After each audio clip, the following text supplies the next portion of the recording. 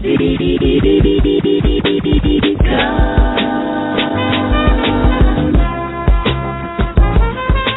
are now in the realm of enlightenment and transformation, as brought to you by the Foundational Friday. Our core aim is to present an experience, an opportunity for your soul to reascend to its place of origin by cultivating a healthier spiritual awareness and emotional maturity. This show serves as a free offering to the greater community and an addendum requirement for all ANU spiritual training students. For all those listening, if you'd like to move closer to the calculations and fundamental understandings of the ANU order, be sure to pick up the book, Grasping the Root of Divine Power. If you desire a spiritual reading to help you map your current spiritual position in the face of your world and learn the greatest pathways for your fortune in this season, you can go to the SaduluHouse.com. That is SADULUHOUSE.com. You can also go to OrishaReligion.com to find out how you can become a student and member of the new spiritual order. That's OrishaReligion.com. Let us begin. Greetings, everyone. Once again, this is Yuya Assaan-ANU, Chief Jegna of the ANU Spiritual Order, Head Instructor of the Sadulu House Spiritual Center, and once again bringing you a Foundational Friday session on the Enlightenment and Transformation Blog Talk Radio channel.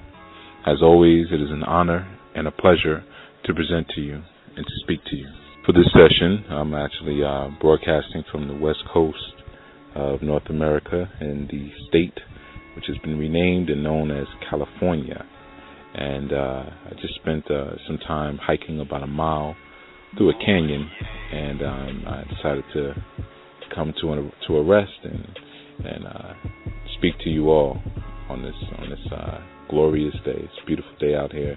I'm actually sitting near a riverside, so you may hear some water in the background, and you may even hear voices at some point, and the rustling of leaves and the breaking of branches all around me. So I am immersed in a natural environment inside of this canyon, and this is the place that the Most High and the Egun have chosen for us to have this discussion today on this cosmic entity or energy known as Thor. But more importantly, what we're going to be doing is decoding the movie Thor. As I told you before, that this is a month where we'll be decoding the movie Thor, God of Thunder, and really getting into what that means and science that was expressed through that movie.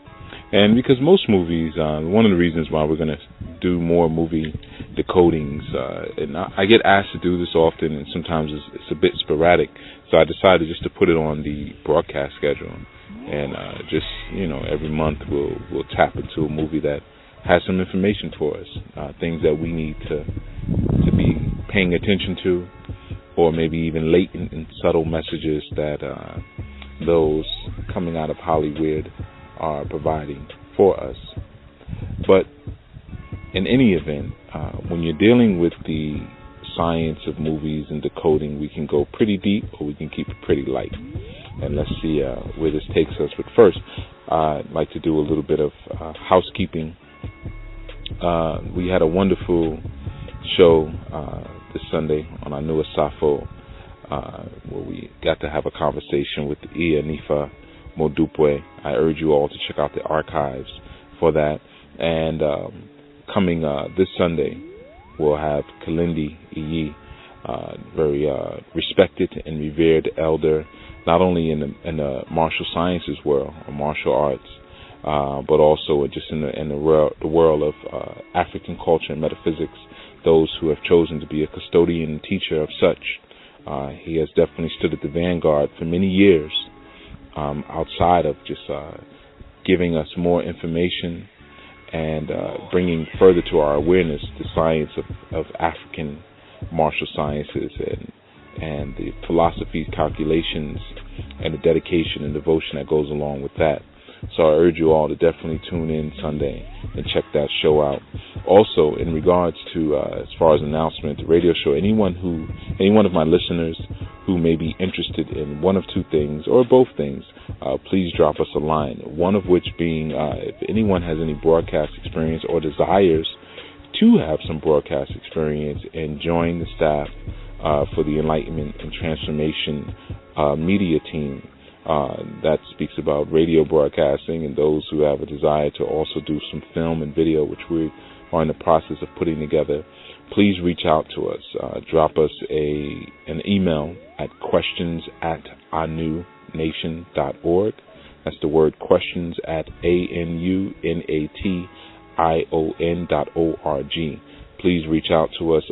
We are in the process of reassembling, re-engineering, decompiling, and recompiling these broadcasts for you all. So we're actually getting ready to launch some new shows, some new initiatives, and to do some rearranging with the shows that we already have in order to bring to you an even more polished and an even more full and content-rich experience. Well, for this, we need your contribution. We need your help. And what we're asking for in terms of contribution is not financial, but just time and energy, rolling up your sleeves and just applying some sweat equity, as we call it. So those who have a desire or ability or, an inkling for broadcast, please reach out to us. We're looking for broadcasters, those who can do production assistance behind the scenes, and several other things. As you all know, because you're listening, these broadcasts are done out of the abundance of what we have here at ANU. So the time and energy that we have left over from all the other work that we do, we put it into this work. So one of the greatest ways that you can show your appreciation is to contribute back to what is serving you. And as I often tell my students, help me to help you. Okay, so definitely, if you have any type of inkling or interest, please reach out to questions@anunation.org. That also goes for anyone who may have an interest in starting an ANU chapter in your area. If you have an interest in that, please reach out to us. We have some folks who've been popping up who are very interested in having more work done in their area. And what it really entails is just really being able to host or to help to serve as point person or liaison in your area for those who are not only students but have an interest in the order and joining and being a part of what we're doing. Okay, so it will also involve the presence of myself as well as some of the other elder students, maybe monthly, depending on where you're located at, coming out to you and providing personal instruction for you and your group.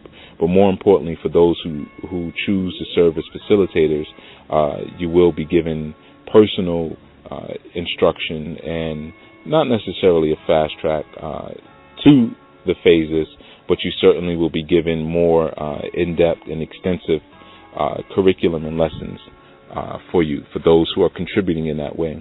Again, as I often tell students, the more you give, the more I give. This is not just a full on 100% charity on my part, because I could end up doing a lot of running around and not necessarily knowing if the people are being affected as they should.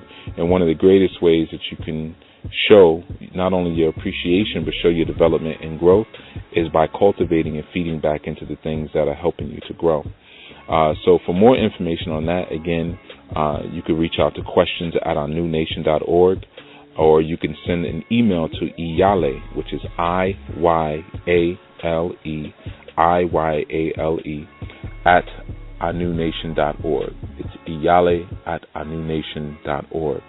And you can get more information on being a part of the chapters or even facilitating one of the ANU chapters. One of the beauties of either one, if you're choosing to be a part of the broadcast team or if you're choosing to be a part of the ANU chapter initiative, your tuition will be scholarshiped into the order, meaning that your tuition will be free. You will not have to pay, also meaning you will not have to pay for classes at all. And your spiritual work or readings and things like that are done for you will be humongously, if that's a word, will be discounted, okay, for your contribution, as appreciation for your contribution in the spirit of reciprocity. Okay, so for those who are interested in being a part of the broadcast team or our new chapters, again, not only will you receive special person-to-person instruction by me, as well as other elder instructors, but you will also receive free tuition. All right, so just a little bit of announcements and housekeeping that I wanted to put out there before we actually got into our decoding work of the movie Thor, God of Thunder. Now, in our last session that we did last Friday, I actually got into somewhat of the energy of thunder, what it represents metaphysically, and how we can use it, or how it's been used traditionally in order to get certain things done, such as tearing things down or harnessing that concept and that energy of intercourse between the four elements, being earth, water, fire, and air. So thunder represents many things at one time, but also thunder likens itself to, we could say, Owonrin, the sacred Odu of Owonrin Meji, which deals with the caging in of energy, or the encapsulating and the documentation of energy. Okay, and for those who will be in my Ifa classes soon, which will be starting up very soon, the converse of that would be Irosun, the flow. Okay, but again, I won't give too much Odu information. That is for those who have been marked for Ifa and who will be a part of that separate training. Okay, which we're getting ready to do. I've heard we've had too many horror stories that have been coming to my desk and on my mat in the past few months.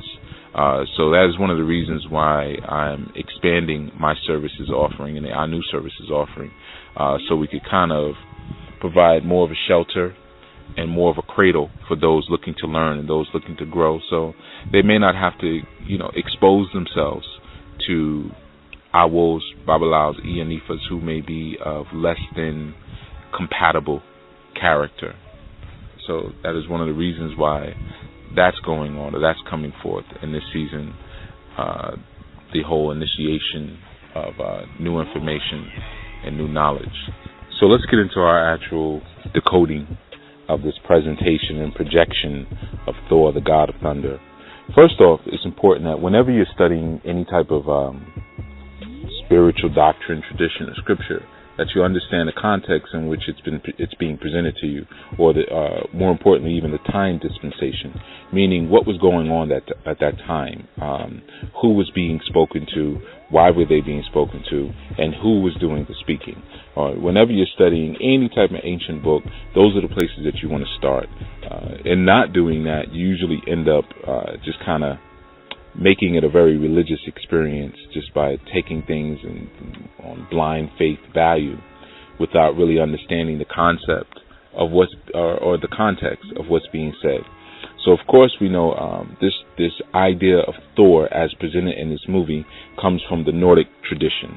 Okay, so not only do we see characters who have a Nordic look to them, but also even the names that are used, okay, come from, again, that tradition. This is one of the big problems that people had with Idris Elba being in the movie, playing the character of Heimdall, him being one who has, melanated roots, and his family coming from Nigeria, and Heimdall being such a powerful character. There was a lot of problems that people had with that character being played by a melanated man, okay?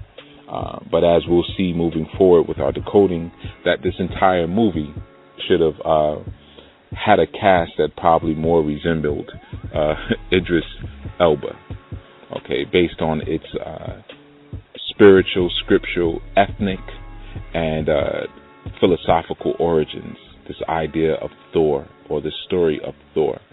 But we begin the story with the understanding of the domination of what's called the Frost Giants. The Frost Giants. Okay? And at this time, the Frost Giants are pretty much ravaging the planet. They are pretty much subduing the planet in this freezing cold. Okay? And they're terrorizing the planet, the Frost Giants. And what's interesting, and I'm going to do this decoding, but for the sake of time, I'm not going to speak on every single scene. I'm just going to kind of give us an overview of the movie, because as we move forward this month with our various shows, I'm going to be referring back to scenes. So this is you could say it's going to be an ongoing decoding, all right? And I'll be breaking down names and everything like that. So, but anyway, we have this domination of what's called the Frost Giants, and they're a race of people who live in what's called like a under or a more sub world in reality, the Frost Giants. And within the understanding of the Nordic mythology, you have what's called the 9 realms. Okay, and we're going to address a few of those worlds within that realm. And one, you have where the Frost Giants live, and you have the Midgard. Okay, Midgard is where we would have what's called Earth, and then we have Asgard, and Asgard is where the gods live. Although they do not consider themselves really to be gods, what it actually is that because of their varied form or their varied projection of light and energy, when they appear on the planet, people worship them as gods. So they allow that, and they enjoy that level of accolade, and they take that on. But really and truly, they are actually just higher forms of life, or varied forms of life. So you have what's called the Frost Giants, and the Frost Giants, they take over Midgard, right? Now, of course, what we're speaking about here, because again, I told you have to look at the context, we're speaking about the Ice Age. And you have to understand that whether we're dealing with Greek philosophy or whether we're dealing with Nordic philosophy, most of the interpretations of these very ancient ideas are reinterpreted and spoken about or projected through the understanding of astrological and planetary events. Okay? So it doesn't mean that, because obviously we're talking about Thor, and I've said this a million times, even in the Shango broadcast, Thor is Shango, okay? Which is a much older tradition, much older name and reality than Thor, okay? Or even Hercules or Heru Kalis, all right? So we have this Thor character, right? And he has a hammer called Melanor. But before we get to that, let's go back to this idea of the Frost Giants. So they subdue the planet. Odin comes. Odin is called the All-Father, or he's the father of all the gods. So who is that in our Yoruba? That would be Obatala, okay? And Odin comes and he fights the Frost Giants, okay? And he beats them back into their world. Okay, he fights them back into their world. This is Odin. And Odin possesses one eye. He loses his eye in battle. Now, what that obviously means is we're dealing with the idea of the pineal organ. I've said this before, whenever you see concepts of a cyclops or someone with one eye, what's being referred to here is the pineal. And this is why he is the All-Father, because he is the Most High. Okay, he is the Most High, or that the all-seeing eye. Okay, one of the gifts and the abilities that Odin has is that he can sense and feel things that are happening while they're happening, even if he's not in that same place. So, for instance, there was one scene in the movie where the Frost Giants invaded Asgard and were in the palace, and he felt it. This was right at Thor's coronation, where he was being made king. And at that precise moment, Thor said, Odin, Frost Giants. The Frost Giants are here. Now, this, again, deals with the omnipresence. I always tell you that Obatala represents omnipresence. So this was, again, depicted in this movie. where he could sense everything in all places at all times, because it is that first eye that connects you to the reality of all things revealed in existence. The first eye sees the underlying reality of all existence. You've heard me say that before. But what is the underlying reality of all existence? The underlying reality is that all things are one, that all things are connected. Okay, so Odin is the All-Father, or Obatala is the chief of the white cloth, or the king of the white cloth, meaning that he's the king of the white cloth, the fabric that holds together the existence, or the fabric of all existence. It's all connected to that fabric, and white reflects all shades of the color spectrum. Okay, they're all there. So that is why he is the All-Father. In our Yoruba tradition, Obatala is also called Orishanla. Orishanla, that aspect of Obatala, he is the one, which means the most revered Orisha. He is the one who actually gave the names to all the Orisha, if you didn't know that. So Obatala, Ogun, Oshun, they actually receive, and all the other, they receive their names from Obatala. I'm not Obatala, I'm sorry, like Oshun, Ogun, Oya, Shango, so forth, and so on. He was the one who actually named them. Now, what's more important here, we understand the beating back of the frost giants, and when you're dealing with the idea of frost, or you're dealing with the idea of freezing, what you're actually looking at is that triple stage darkness that I've spoken to you guys about before, the deaf, dumb, and blind. Okay, oftentimes we're told that hell is a place of burning, gnashing of teeth, eternal damnation and fire. Nope, that's impossible. Hell is a place of freezing cold, because you're frozen in your ways of action. You have only one goal, only one ambition. Okay, hell is a place of insanity, doing the same thing over and over and over again and expecting different results. This is the attributes and the aspects of those who we call to be deaf, dumb, and blind, or in the system of 120, the nation gods of earth. These are the 85%ers. Okay, the deaf, dumb, and blind. They're deaf to their ways and actions, blind to their ways of actions, and they can't understand. They're dumb to their ways and actions. Okay, so this is the science of beating back the frost gods by the use of the pineal, or Odin, or the first eye. Now, his son, he has two sons, Loki and Thor. Loki is an adopted son, or it was a son. Loki is actually a child of the frost giants. Later on, as Loki matures, and we find in Nordic mythology, Loki has a daughter by the name of Hela, and Hela is the guardian over the underworld. Right, Hela, hell. Okay, this is with his terminology. So Hela is the guardian of the underworld, and this is Loki's daughter. Okay, but in any event, so there's two sons, one Thor and one Loki. Loki uses deception, trickery, and magic in order to defeat his enemies, and Thor uses a hammer by the name of Melanon, or Melon. And this hammer is obviously likened to Shango's Oshe, or Shango's double-headed axe, right? And the hammer, through that hammer, he's able to not only channel lightning, but he can blast lightning, so forth and so on. And the only one who can lift the hammer is Thor, because of not only his inheritance, but because the hammer will only attach itself to one of higher character, of a higher caliber of character. Now, this is no different than King Arthur and Excalibur. Right? Excalibur was the sword that was stuck into the stone, and no one could remove the sword. It was given by the Lady of the Lake. Okay, and no one could remove this sword unless they were of a certain caliber. Now, let's get into what this actually means. So the hammer itself, it represents creative ability and potential. Okay, just like Shango's Oshe, right? And just like King Arthur's Excalibur. Now, and we know anything about King Arthur and Cam a lot. Cam. Right? Cam means what? Black. Okay? Coming from Kemet, or Camite, or Kemet.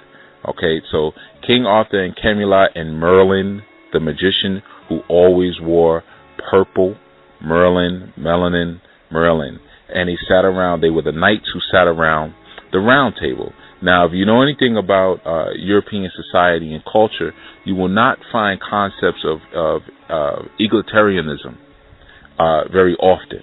Now, egalitarianism means where everyone is equal. So why would you have this concept and this idea of a round table? You don't have this concept and idea of a round table. This is something, again, that was stolen, okay?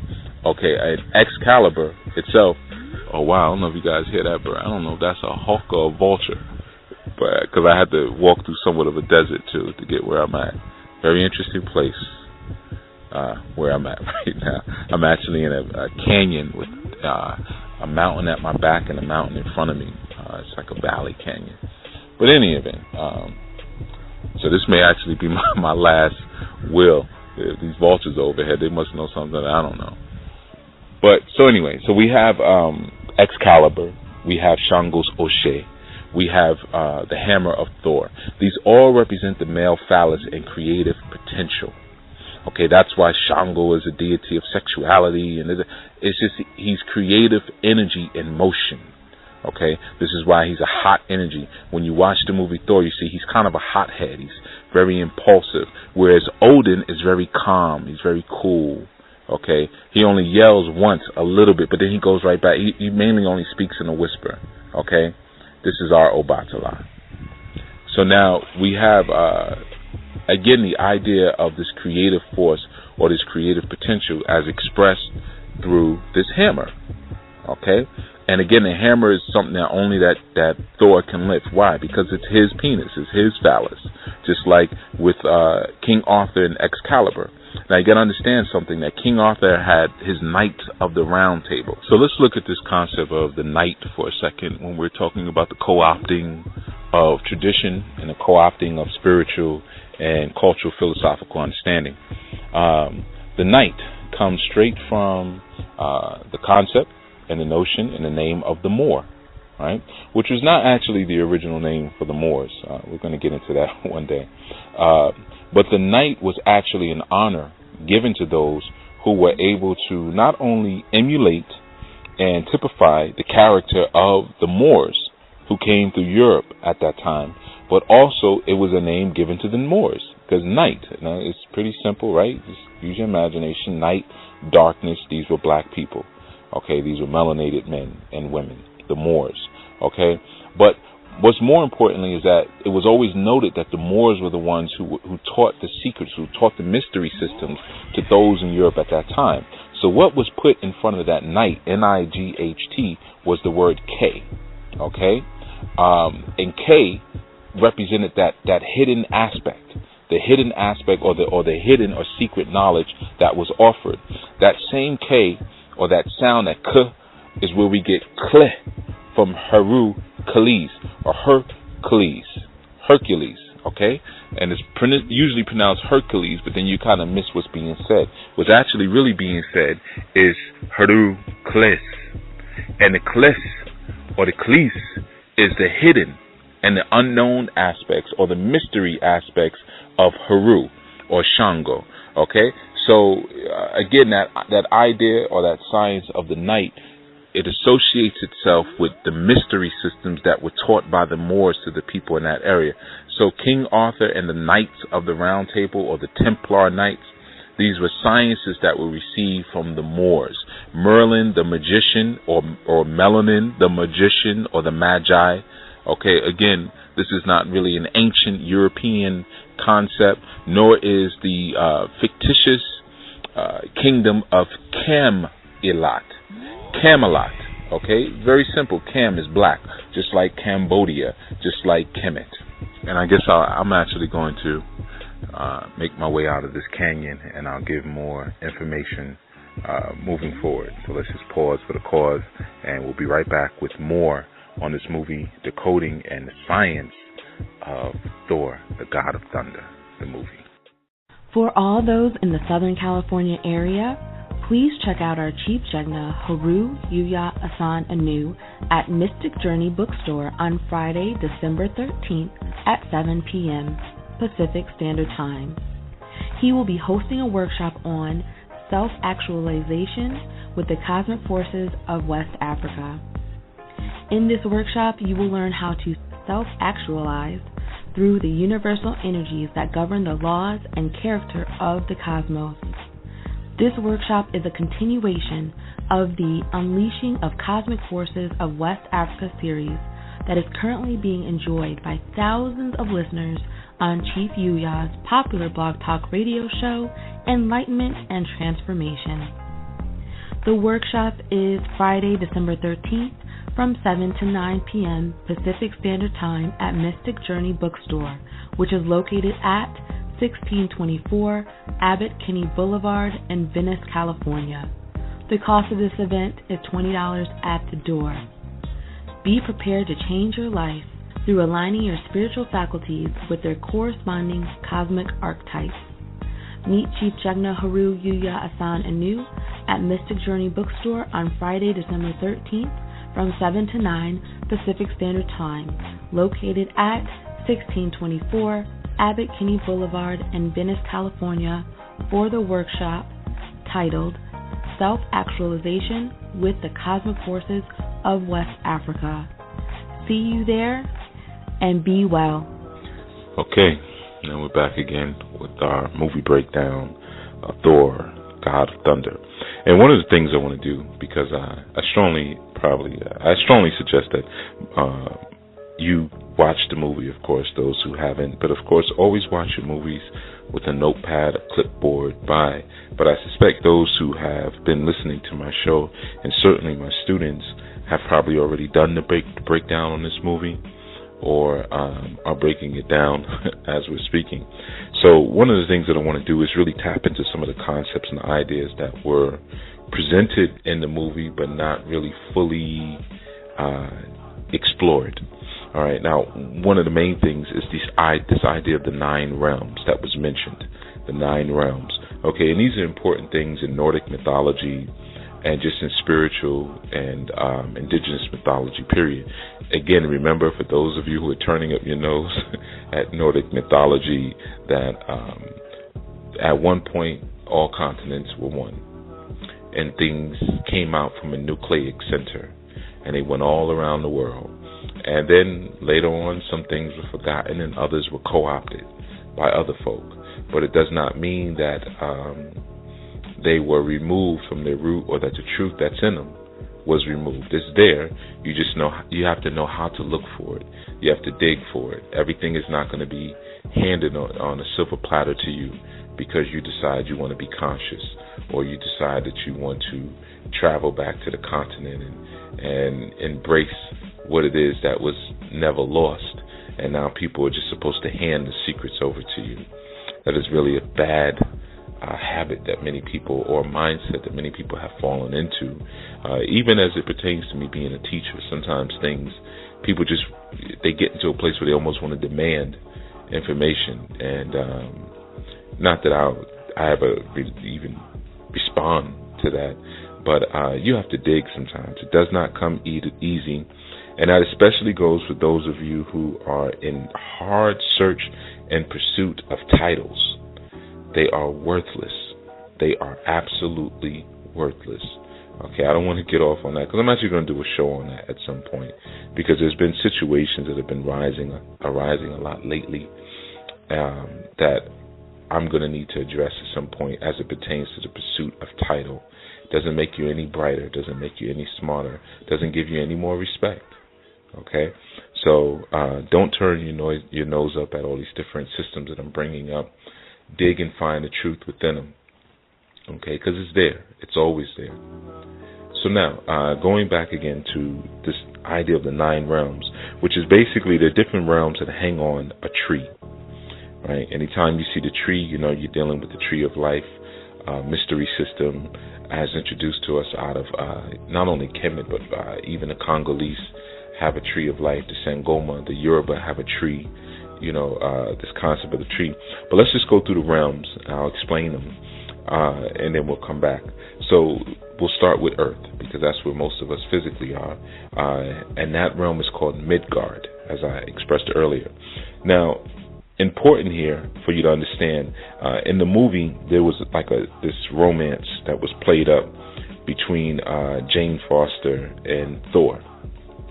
And that was really to cover some of the mythology a bit.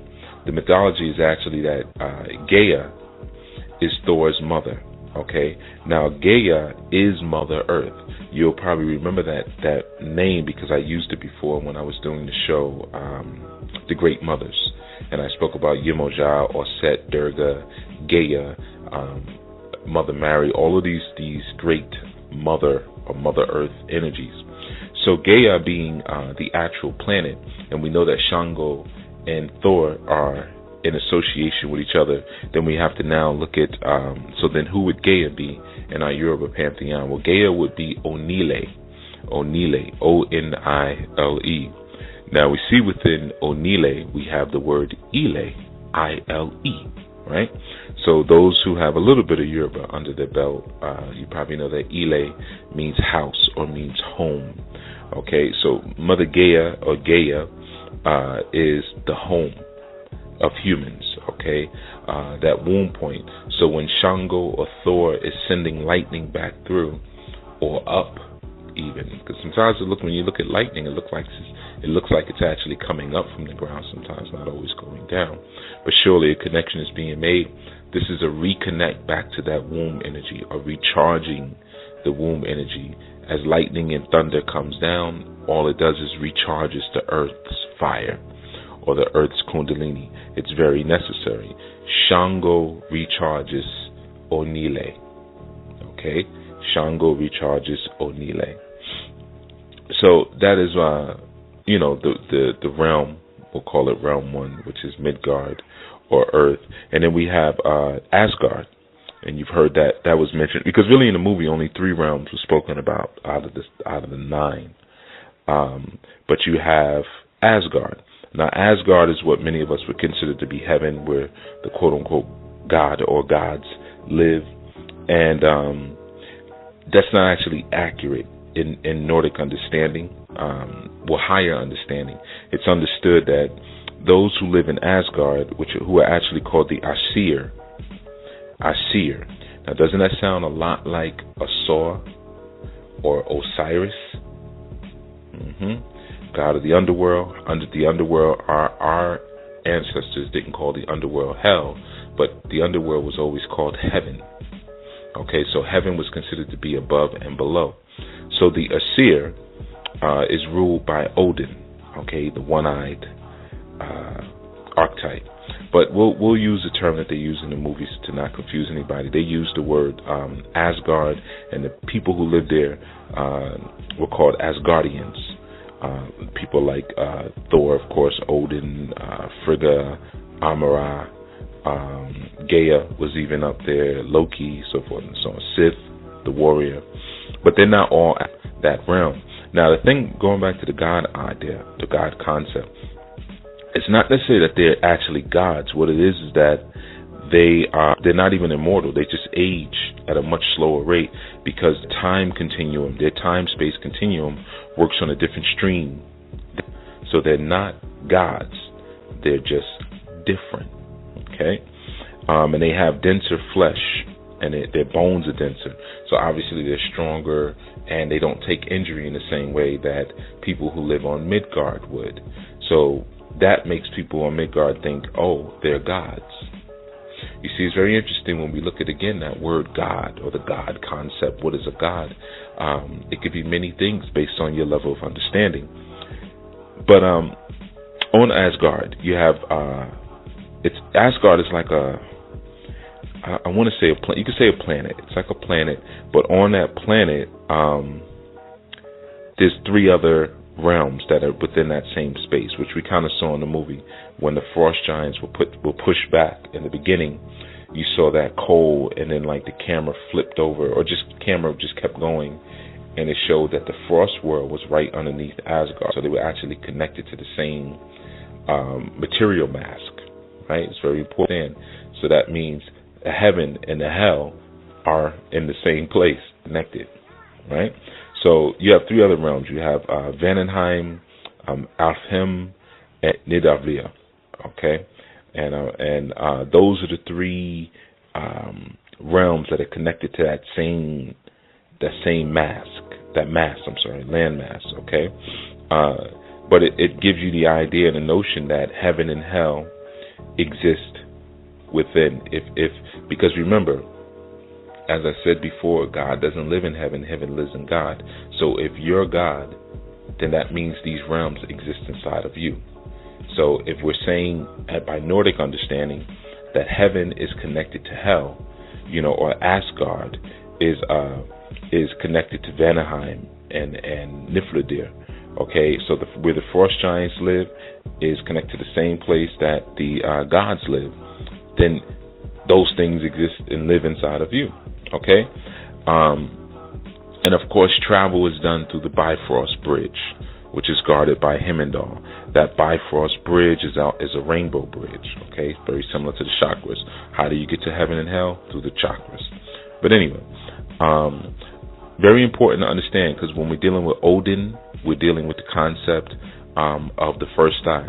And pay attention to that name, Odin. Very similar, we go back to our understanding of Aladdin, right? Aladdin, which we broke down when there was a show I did, I think it was either 2 or 3 parts, where I spoke about Aladdin's lamp and the genie, right? And the deen, speaking about what that deen means, or Allah's deen, or Aladdin, okay?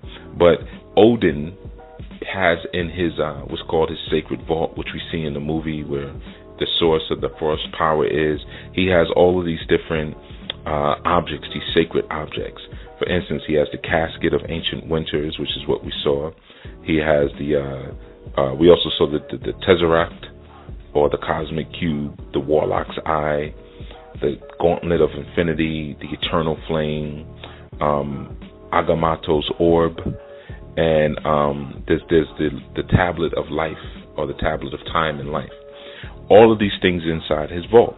So would that mean that if Odin is representative of the first eye, or the guru reality, that all of those different gifts and sacred objects are within your first eye, or in Aladdin's lamp if you rub and polish the lamp? Certainly, that's what's being said. These are the gifts and abilities that you can unlock from within inside of yourself. That endless power source of the Tesseract. Okay, the gauntlet of time and life. All of these things are in your Ori Iwaju. Okay, so now let's go to the third realm, and that's Jotunheim. Jotunheim is with the frost giants. That's their realm. And more importantly, this is where Loki's father, Loki, was the antagonist in the movie. His father's name was Laufey. And Laufey was the king of the frost giants. And it's a cold place. It's very harsh. It's dark all the time. There's no sun. Sounds like the European Ice Age, doesn't it?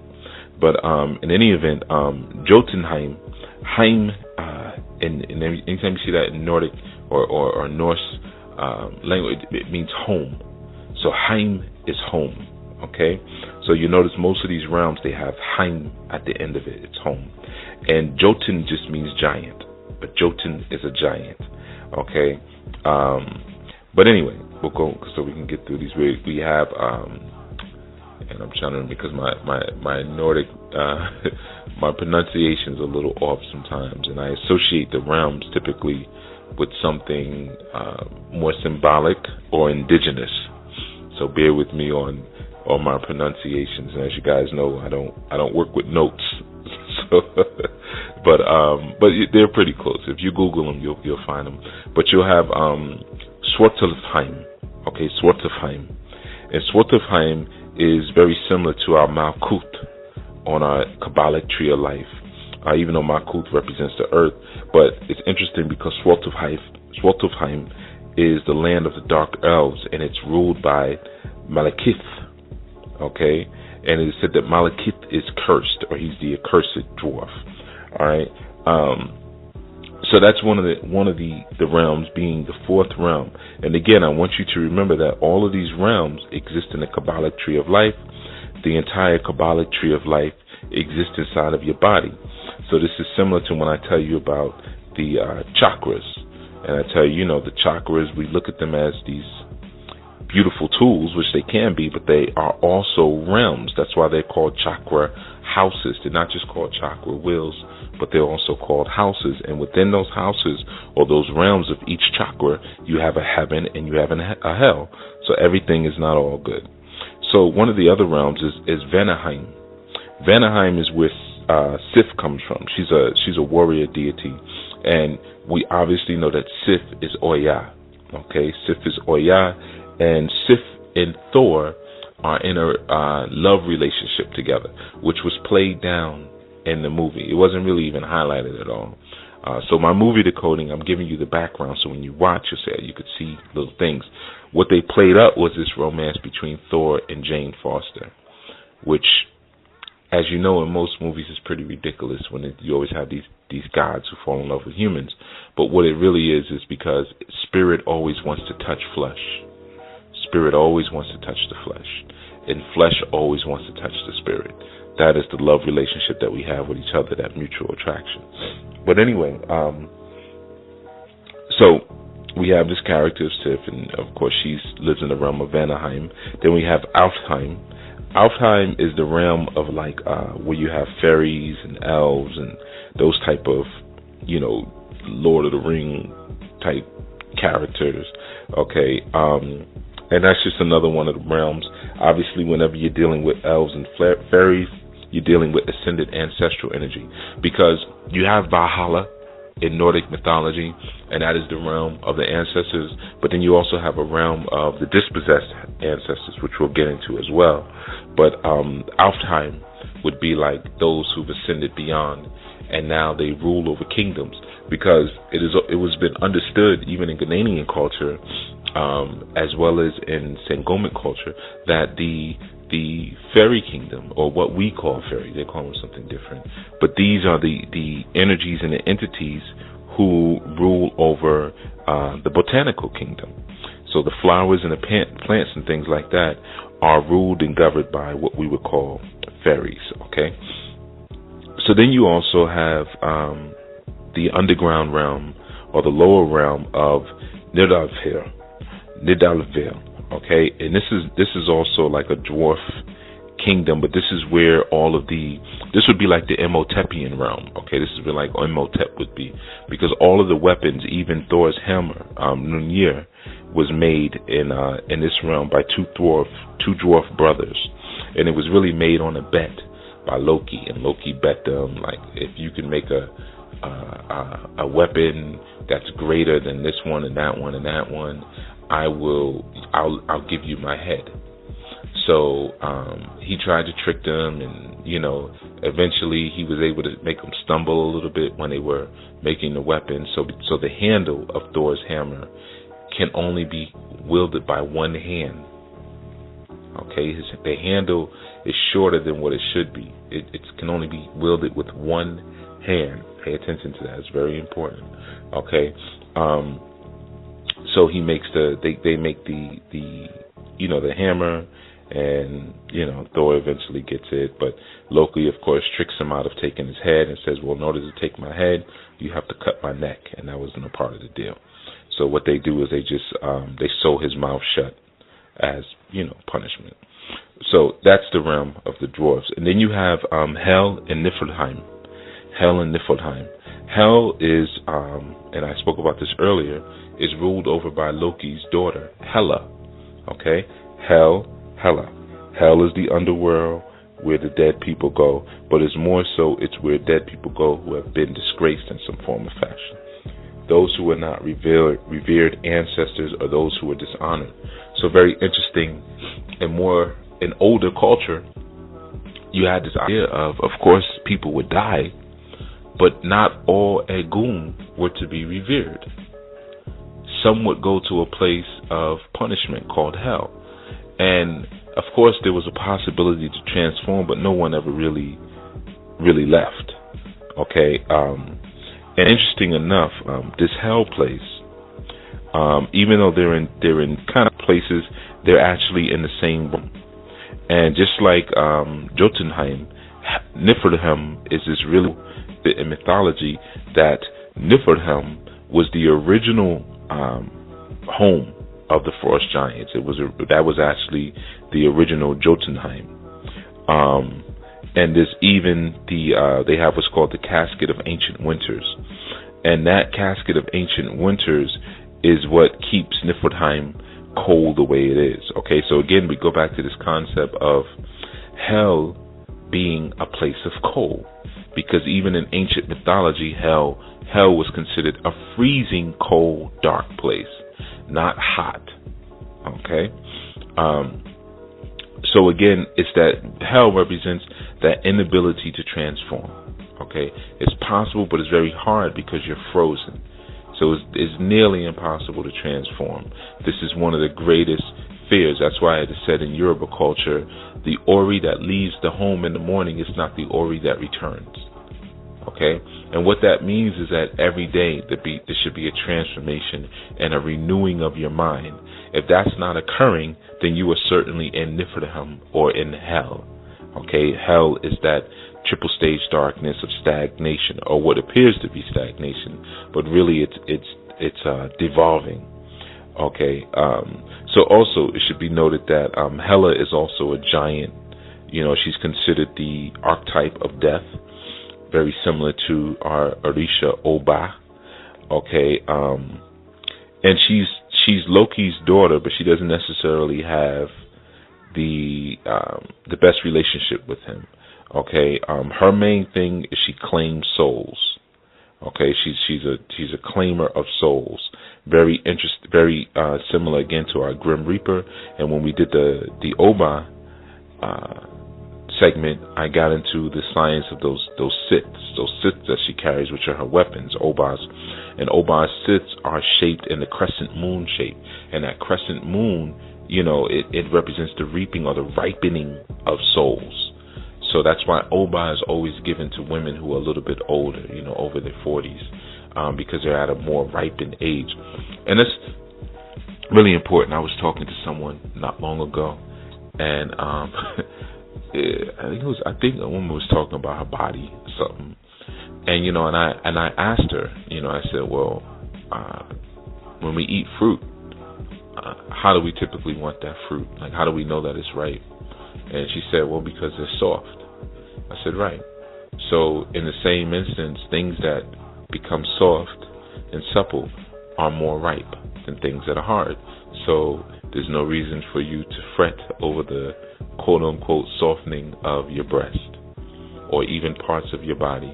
This represents the ripening, your ripening of age, and now you're actually ready to be consumed. No, I don't want to say the word consumed, although that may not be a problem or something, but not necessarily just consumed, but you're actually now ready to really live out your purpose in its entirety and in its fullness, because you've softened and ripened. And that's not to discredit younger women or men who still have the hardening and the unripened appearance because they're unseasoned and untrained.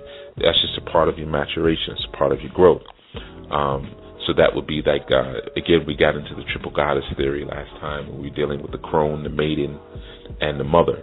And of course, the maiden would be that unripened individual, just really in a place where they need to be learning and training, not proclamation, not proclaiming and preaching, but it is really the crone who should be doing the preaching. And I had this conversation with someone recently in that regards, and I said, even as it pertains to these Yoruba sciences and those who desire to be Babalawo and Ifa, and you hear me speak about this from time to time, it really takes many, many, many years to be that. So many people want title. It's actually, I'll be honest, family, it's actually a bit sickening, because there's a time for that. And if you haven't put in your time, then don't demand a title. Don't demand that I want to go by and I want to be this and be that. You didn't earn it. And that really comes with the ripening of elderhood. So even in terms of my own initiations, those who know, they know that I have actually more initiations than most people who are in the States claiming a certain title. But the fact that I have all these initiations and they were given by proper and right-minded elders, I actually really respect the ripening of old age. So I don't proclaim them. I understand that, as it is said, once Orunmila was initiated, then Orunmila initiated. So it not only meant that he initiated his two first students, which were Akoda and Asheda, it doesn't just mean that he went, because it actually says Orunmila initiated himself into Ifa. Orunmila initiated himself and then he initiated. But it means that once Orunmila initiated, he was now ready to begin his initiation. Okay? So the initiation is really a beginning of the beginning. So that's how I even look at myself. I'm still beginning. I don't even have enough gray hairs in my beard yet to really claim, I'd say, the fullness and the total authority of certain titles that many would claim who have less years in, less initiations than I do, and a less honorable and respectable associations with honorable and respectable people. Don't chase title. Okay, so now the ninth realm is Muspelheim. I always remembered this one because this one was interesting. And Muspelheim is the home to what we would call like demonic energies, and is ruled by an entity named Surtur.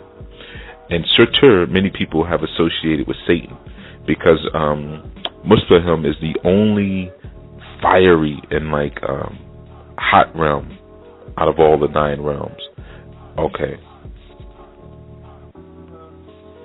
So Muspelheim does have a relationship with the Casket of Winters, because it was said that Malkarith, when he shattered that casket, Surtur sent his fire demons to invade Earth, and then he attacked Asgard. He attacked heaven. So that eternal flame that Odin has is actually from Muspelheim. So as you can kind of understand, when you look at the fact that Odin has all of these charms, these magical charms within his vault, it reveals to us that within the vault of your third eye, again, that's why it's important to understand, or the first eye, to understand these realms. And we have realms also, so in the Yoruba culture, there's a similar concept. Your Aye, Okan, the Orun, and there's more, but I don't really speak about all of them. They're not, they're part of the training.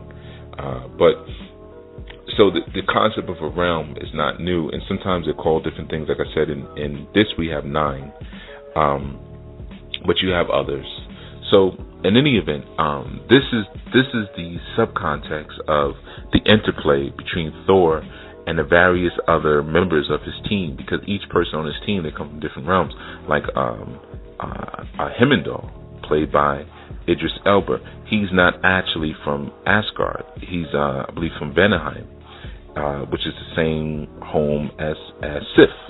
Okay, so he has special powers, and really, if you really understand the mythology, he's actually the most powerful character, okay, because he can travel in a certain way without permission of anyone. Very similar to Eshu. Eshu does what he wants without permission from anyone. It's the energy of your nervous system. Whether you like it or not, if you step on a pin, you're going to feel it. That signals, that electric signal is still going to be sent to your brain through your spinal column. Okay, so basic with the movie, this Thor, he's very arrogant. He's Shango-like energy. He's in a situation where the frost giants invade his home. It's always still the same theme in the movie. Someone is in heaven, somebody comes, invades, makes things bad, and then the person falls to earth or falls down to a lower station, and they have to, through character, show that they can rise back up through the ladder. But when they rise back up, they're better than when they left. Same thing with Thor. No different theme here. But so basically, the frost giants come into Asgard. They invade, and this is at his coronation. And Odin, of course, senses it because he's Obatala, the energy of omnipresence. All right, and Thor / Shango, they go and they fight they beat the frost giants back. Actually, they kill them. They send what's called the Destroyer after them, which is this metal machine. Okay, and Thor is angry at this point, and he says, we need to go back and we need to teach them a lesson so they know never to come back again, never to step out of place, so forth and so on. And Odin is like, nah, they learned a lesson because we killed the assassins that came to get us. So, meanwhile, Odin is saying this. He's very calm. He's just real cool, real calm. And Thor, of course, because he's electric, and he's actually Ashe in motion, Kashango. He's got that energy. No, we need to do something. We got to do this. We got to do that. We got to do something. And Odin is just calmly explaining to him, no, this is why it can't happen. This is why it can't happen. And he only raises his voice at one point because Thor's like, well, ask King. And, Odin is like, well, you're not the king. And then he calms back down and says, now, go relax. So, of course, Odin flips out. He's flipping over tables, this and that. And his brother Loki is there the whole time. Now, again, I've explained Loki to you all. Loki is no different than Pan or Pineal, right? Or even Set, right? Loki is just that trickster energy. Interesting enough, when you're dealing with, like I said, Pan, Pineal, Loki, coming out of that pineal, and we've already established that Odin comes out of that pineal, we see that there's a connection, and like Christ was called the Son of Man, so Shango is the Son of Man. That's why he's also oftentimes assimilated with the sun. Okay, the sun is also one of the symbols for Shango, or for even Heru, even though it's Ra, but Heru will get that sun energy. So now we understand that within this same place of the Ori Iwaju, or the first eye, we have multiple energies that exist within there. We have the Father, we have the Son, we even have the antagonist, right, of Satan, Set, or Loki. But in any event, and just so you know, even Thor's hammer, Mjolnir is actually a symbol. It was recognized in the National Federation, International Federations of World Religions, as an actual sacred religious symbol. There are a lot of people who wear that symbol of the hammer around their neck, just as much as they would wear the cross, in Nordic tradition. Okay. So anyway, long story short, so Thor disobeys the rules of his father. He goes to the world of the Frost Giants, Jotunheim, and he fights the Frost Giants, and they're fighting, going back and forth. And meanwhile, the king of the Frost Giant is saying, you have a traitor in your home. He's actually referring to Loki, but we don't find this out till later. But I'm just going to tell you for the sake of time. So Loki, So they fight. They're losing. Odin shows up, and Odin rescues them. And of course, when they get back, Odin's upset. He's so upset at Thor's brashness because through Thor's brashness, he endangered his friends. Now, let's take this back to our Yoruba. Remember the story of Shango when he burnt down his kingdom because of he used that fire charm coming from his mouth. And he was taking advice from Oya and really trying to destroy his two top generals, one of which was actually Ogun, all right? So he tried to pit his top generals against each other so they would kill one another, and the plan didn't work out. Okay, and in that, he's calm and he's speaking and he's upset, and he ends up burning down his entire kingdom. Okay, so it's very similar in the same regards. Okay, the endangerment of friends, the Shango energy, not necessarily looking out for the best interests of others, but just really being consumed in your own anger and in your own feelings, right? And because of that, he loses everything. No different than this movie. He's stripped of all of his tools. He's stripped of all of his power, his belt, his glove, because it's not just a hammer that Thor has as weapons. He's got several things that were given to him. Odin strips him of everything and banishes him. Okay, sends him to the planet. Because how do you punish a god? You make them human. You send them to the earth. That's the only way to trap a god. Okay, so he falls to the earth, stripped of all his powers. Of course, at that point, Loki sees his opportunity to attack, and Loki uses nothing but deception. He's constantly deceiving. And Loki's plan is not to necessarily destroy his father, or to destroy, because his biological father is Laufey. But he's not really looking to destroy Odin, Obatala, Osiris, or Sor, God the Father. He's looking to be higher and stronger and do something better than what he did. Okay, so this is the same thing as Satan saying, I will be better, I will perfect beyond you. Okay, so because Odin, at a certain time, he goes into what's called the Odin sleep, and he sleeps like his body shuts down, and he goes into a full rest, and then he resurrects again. Okay, now some have likened this to the winter season. This is the time when Odin is sleeping. Okay, so once he goes into that Odin sleep, Asgard is more susceptible and open to attack. And that's usually when all the enemies try to attack in, when Odin goes to sleep. Very similar to the first eye. If the first eye is not active, you make yourself vulnerable and susceptible to attacks by those energies, entities, demons, and forces that would seek to take you over and destroy your heaven.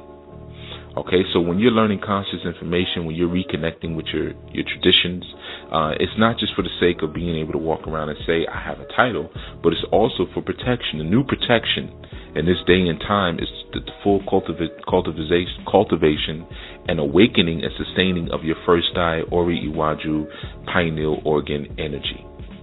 Okay? Very important. Keep that in mind. So anyway, he goes into the sleep, but meanwhile Thor is banished. Forest giants begin to invade at the hand of Loki, while Thor is down on Earth just navigating his way through. Loki sends a destroyer to kill him, and in that process, Thor decides to sacrifice himself to save the Earth. He goes to the He goes to the destroyer and says, you know what? You're not looking to, because at that time the destroyer was like just the entire town. He's burning it up, doing all kind of things. So Thor sends his friends who came down from Asgard on the Bifrost to save him. He sends them back. He says, no, you guys, you go back to Asgard and you protect the kingdom. I'll handle this. He walks right up to the destroyer with no weapons, nothing, and says, take my life, and leave this world alone. John 3:14, for God so loved the world that he gave his only begotten Son, so those that should believe on him shall not perish but have everlasting life. Same stuff over and over and over again. Okay, so he goes to sacrifice himself, and because of the beauty and purity of his sacrifice, his hammer comes flying to him. Okay, because before that, remember, he couldn't lift his hammer. His hammer was also thrown down to earth, and before it was thrown down, Odin had set an enchantment over it, and that enchantment was only allow yourself to be wielded by those who have the proper character. Okay, so when the hammer falls to earth, no one's able to move or lift this hammer. And also, the hammer was made from the substance of a dying star. That was mentioned earlier, in the substance of a dying star. Well, what is a dying star? A dying star is a cell of sperm, even, that is now being transmutated through its fertilization process into an egg. Okay? Creative potential. Because in order to create something, you have to negate or destroy something. You have to kill something in order to create something. In order to begin something, you have to end something. Okay? That is what the hammer of Thor is made out of, the material of a dying star. Mjolnir has no match. Okay? So, because creative potential has no match, because you can create anything that you can realize, or that you can believe that you can realize. Okay? So now, anyway, the destroyer hits him, he goes flying through his sacrifice. The hammer comes back to him, as well as all of his gear and his tools, so he can fight now. He ends up beating the destroyer. He destroys the destroyer, and using Odin's magic, really, he gets his way back to Asgard, where he then fights Loki. He defeats Loki, but Loki is really cast into darkness. Okay, and during that time, they're fighting, they're going back and forth, and they fight on this bridge. And in order to save Asgard, or save heaven, the bridge is destroyed by Thor. He takes his hammer and he keeps pounding, and he destroys what's called the Bifrost Bridge, which is again that rainbow bridge between various worlds. He destroys the chakra houses because they're really prisons. Okay? And, it just Elba, of course, says, well, it could be rebuilt later on in the movie. So during that process, Loki almost kills him, right? And Odin wakes up just in time to save him. Now, Odin is holding, they're like hanging off of the edge of the remaining bridge and hanging off into the abyss. And Odin is holding Thor, and Thor is holding Loki. And Loki is saying, Father, I was trying to do this for you. We could have had it all. We could have had it. I was doing this for you. And Odin is like, no, Loki. Like, no, this is not what I want. But you have to look at the order of things. Odin, Thor, Loki. This is because Odin was, remember, they're hanging off of this cliff. You'll see it when you look at the movie. Odin's holding Thor, Thor's holding Loki. They're all connected. They're all one, but this is the order of things. Loki, Set, or Eshu, being at that root chakra, that beginning. That's why he's the emissary. And then we have God the Son, or Shango, as Thor. And then we have God the Father, Obatala, okay, at the top. All right? So again, you got to look at the symbology of these things. All right? This is the order of ascension. That's why I always tell people that Obatala is a matured Ogun, right? Because Ogun has all that aggression. I'm getting that done, all his virility, and then eventually that red turns into red and white of Shango, the king, and eventually that red and white turns into all white, because he is the heir apparent. He is supposed to take the throne at some point, right? So it is that whiteness of Obatala. And remember, Obatala is not just the king of purity and this and that and that, but there's a reason that we don't give Obatala palm oil and salt and hard liquor and things like that. Because just look at your grandparents, look at your elders. They typically cannot take a whole lot of spicy foods or strong seasoning and things like that, because it is in their maturity that they develop a more gentle and sensitive constitution. Okay, so Obatala also represents that, the sensitivity of maturity. Okay, and even to some degree, the fragility of maturity. All right, that's why we don't give them all of those heavy things. It's one of the reasons. Not to mention the addictive personality that most Obatalas have, the addictive tendencies. But anyway, so this is basic. What's going on. And there's a lot more that's being shared here. Again, with Hemendal being that Zarabanda figure, or that he's an Eshu, he's the only Bode. He's called the gatekeeper in the movie. And as a gatekeeper, he's the only one who can actually see what occurs on every realm. So it makes him so powerful. The gods can't even see what's happening. They have to go to him and say, well, hey, what is this happening? Okay, can I pass and get through? This is all by the work of Hemendal. He stands with a sword, and that sword he puts down into this basic allows people to travel through. Now, if you understand about Eshu or Dudu Okurin, all right, this is the man of outside, the black man of outside, who carries the sword. It is said that Eshu has a sword. Sometimes now we show Elegba, we show him with a cane, but originally that was a sword. And it was always stuck into the ground because he had one hand in heaven and one hand in earth. Same thing, same energy. But Hemendal is more like a cross between Ogun and Eshu. And in our Apollo system, we know that to be Zarabanda. Okay?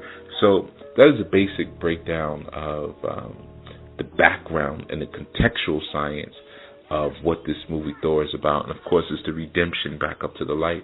But Thor will never be the king, as Shango will never be, because you got to remember, we're not dealing with the linear space-time continuum. We're dealing with something cyclical. He represents the aspiration of being a king and that movement, that ascended movement. So Odin will always be. Obatala will always be. He will never retire and say, okay, I'm not going to be Orisha. I'm not going to be king of the Orisha anymore. Shango, you take over. That's not going to happen, okay? This is what we call like a never-ending story. So what he represents, though, is that purity and that wisdom of true royalty, as Shango represents the striving and even maybe some of the mistakes that are made, and you trying to reclaim your royal and divine privilege and position. Okay? So Shango, as we read in our patakis, we see the mistakes that are made. We see the missteps and things. We see his arrogance and his brashness and things like that on his way to being the greatest king and the greatest Alafin that he can possibly be. Okay? And of course, all the while we have Eshu the trickster kicking the legs from underneath him, but in doing that, sharpening him and evolving him to be a better person, to be a better king. So Eshu is not the devil. Eshu is your greatest friend and greatest tool. Those who help you to evolve are the ones that you should thank the most. Those are your greatest teachers. Okay, those who have caused you even the most pain, the most missteps, you thank them. They are your greatest teachers in life. Okay, and as I said recently on the show, your soulmates are the ones who cause you to rip your soul open, wide open, and ask yourself real questions. This is the destroying of the Bifrost Bridge. That's the ripping open of the soul, saying, you know what? I'm not going to depend on this chakra energy anymore.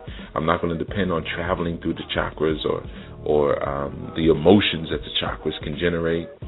I'm going to destroy that linkage and deal with self. Okay? That's why our new spiritual training, phase 1, is the ministry to the self. Sharpening and becoming the better Thor, the better Alafin, the better king, the better Obasisi Kabieshi, the better ruler. Okay? That is the sharpening of that. That is the process and the energy of Thor. So, of course, there's a new Thor that came out, and I haven't checked it out yet, but I will very soon. And you know I'm going to do a decoding on that. But in the meantime, please feel free again to send in your questions. And if you have reviews, you know, if you enjoyed this segment or you enjoyed these segments in general, definitely please post a review on iTunes. Post a review on Blog Talk, even for the book, Grasping the Root of Divine Power. For those of you who've purchased it and you've enjoyed it, put a review on Amazon. You know, and a lot of times, like I always say, people send me the emails, which I do appreciate. But what's valued even more and what benefits the Anu Order even more is when you put it out there for other people to see. Unless you don't want people to know that you read books like Grasping the Root of Divine Power. I know some of you, your spirituality is still pretty much in the closet. But Shango and Thor actually deal with just that, not being afraid of your own power. Some of you are still afraid of your ability and your potential of reality reconstruction, so you keep it under wraps, okay, or you keep it hidden. Or some of you are still just ashamed of the fact that you have invested and you are grounded or trying to ground and root in ancestral tradition. But for those of you who are not, definitely leave a review on the book, leave a review on these shows on iTunes. It helps what we're doing. It helps the order, and it helps us all to move forward. But in any event, I do thank you, for those of you who have listened to the end, for spending this time with me and for participating in the way that you have. Until next segment, I am Chief Yuya Assaan-ANU, signing off. Peace.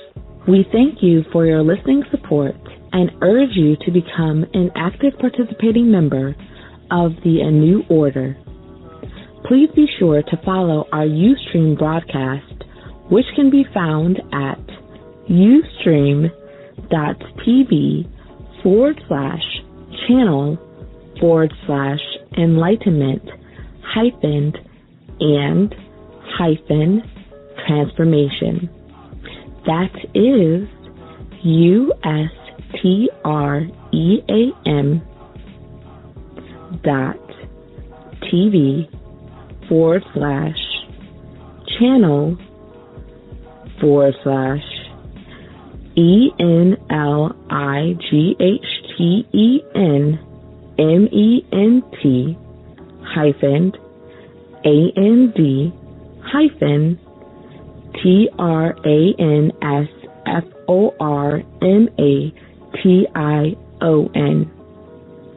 Also, please be sure to sign up for the ANU newsletter, which can be found by going to anunation.org.